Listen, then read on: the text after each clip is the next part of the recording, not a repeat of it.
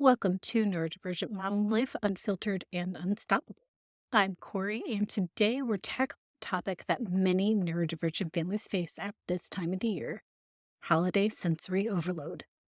The holiday season can be magical, but it can also be so overwhelming, especially for those of us with sensory sensitivities. Between the lights, sounds, crowds, and changes in routine, it's no wonder so many of us feel overloaded. In this episode, I'm going to share some practical tips on how to handle sensory overload during the holidays so that your family can enjoy the season without feeling overstimulated or overwhelmed. Let's get into it. So, the holiday season comes with all sorts of sensory triggers. Think flashing lights, loud music, crowded shopping malls, and even new smells from holiday candles or food. While many people enjoy these things, for neurodivergent individuals, they can be overwhelming they can become overwhelming very quickly. Sensory overload happens when our brains receive more input than they can process, and that can lead to anxiety, meltdowns, or complete shutdowns. For me personally, I've had to learn to navigate this both for myself and my daughters. We've had our fair share of holiday moments where the excitement turned into overwhelm, and we had to retreat and regroup.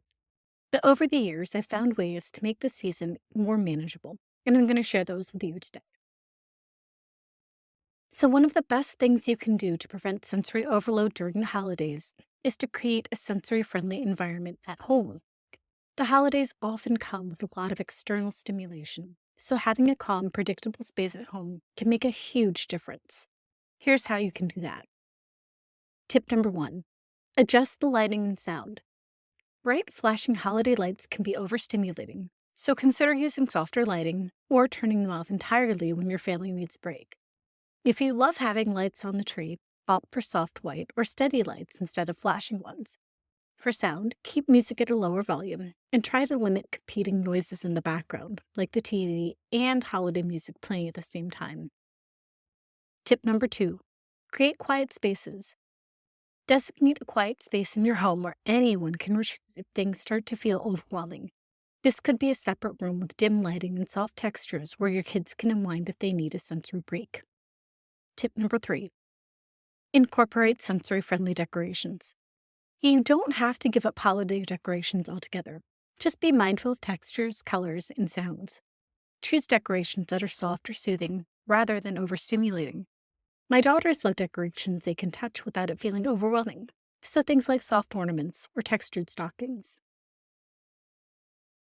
Holiday events, whether they're family gatherings, parties, or visits to public spaces, can be a major source of sensory overload. But with a little preparation, you can make these events more manageable for your neurodivergent family. Tip number one: prepare in advance. Talk to your kids ahead of time about what to expect at the event, who will be there, what kind of activities will happen, and how long you're planning to stay. Knowing what's coming can help reduce the anxiety. You can also bring along a sensory toolkit with items like noise canceling headphones, sunglasses for bright lights, or a favorite fidget toy.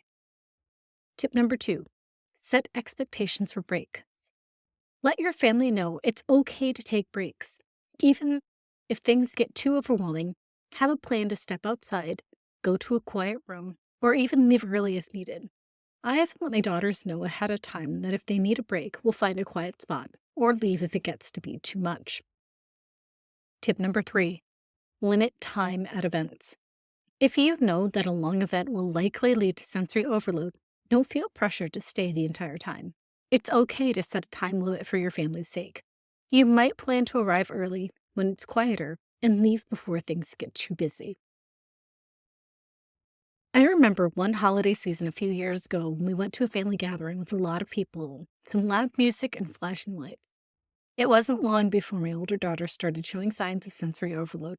She was covering her ears, getting fidgety, and asking to leave. In the past, I would have felt obligated to stay or tried to calm her down so we could stay longer.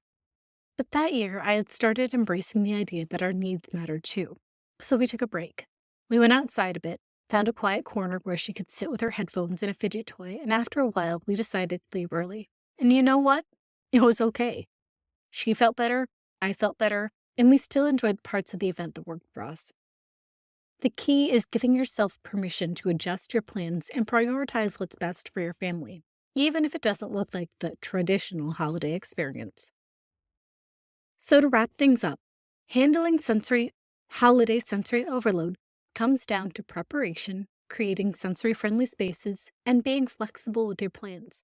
The holidays don't have to be overwhelming, and you can still enjoy the season in a way that can take 20% off your order. Thank you so much for tuning in today, and remember, it's okay to adjust the holidays to fit your family's needs, creating beautiful memories in your own way.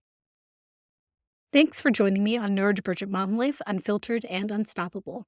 Don't forget to subscribe, leave a review, or share this episode with someone who might benefit from it.